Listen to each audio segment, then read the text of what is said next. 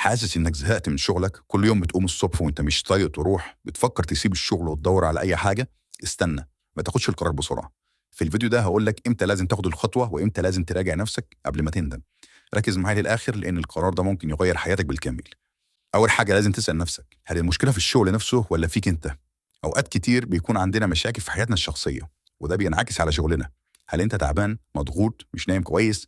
كل دي عوامل بتأثر على إحساسك بالشغل وبتخليك تشوفه كمصدر للإحباط، رغم إن المشكلة ممكن تكون في حاجات تانية. إمتى لازم تسيب الشغل فورا؟ في حالات ما تفكرش مرتين، لازم تمشي فورا. زي إيه؟ لو الشغل بيأثر على صحتك النفسية أو الجسدية بشكل خطر، لو بيتعرض عليك إنك تعمل حاجات غير قانونية أو غير أخلاقية، لو بتتعرض لإهانة أو استغلال مستمر، ساعتها ما تترددش. كرامتك وصحتك أهم بكتير من أي وظيفة. إمتى لازم تفكر مرتين قبل ما تسيب شغلك؟ في حالات تانية لازم تهدى وتفكر كويس قبل ما تاخد القرار. زي إيه؟ لو ما عندكش خطة بديلة، لو مش عارف هتروح فين بعد كده، لو قرارك مبني على لحظة غضب أو يوم سيء. مش معنى إنك مريت بيوم وحش في الشغل إنك تستقيل فورا، لازم يكون عندك رؤية واضحة. خطط قبل ما تسيب. ما تاخدش خطوة وانت مش جاهز. لو عندك شغل تاني جاهز أو مصدر دخل إضافي يبقى تمام، لكن لو ما عندكش يبقى الحل إنك تبدأ تحضر وانت لسه في وظيفتك. خد كورسات، اتعلم مهارات جديدة، جهز نفسك قبل ما تاخد القرار. هل عندك أسباب قوية كفاية؟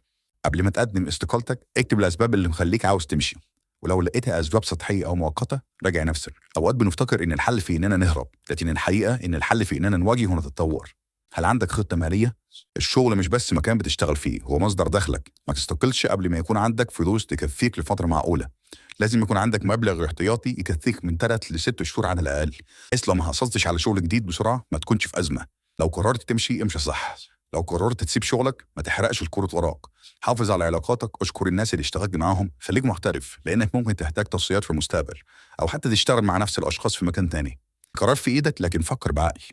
قرار انك تسيب شغلك مش قرار بسيط، هو خطوه ممكن تغير حياتك بالكامل. فكر بعقل، خطط صح، ولو فعلا لقيت ان ده الحل المناسب ليك ما تترددش. لكن اهم حاجه ما تخليش قرارك مبني على لحظه احباط او غضب. خليك واعي وخد خطوه محسوبه. لو الفيديو ده فادك ما تنساش تعمله لايك وتشاركه مع حد ممكن يكون محتاج يسمعه، ونشوفكم في الفيديو الجاي.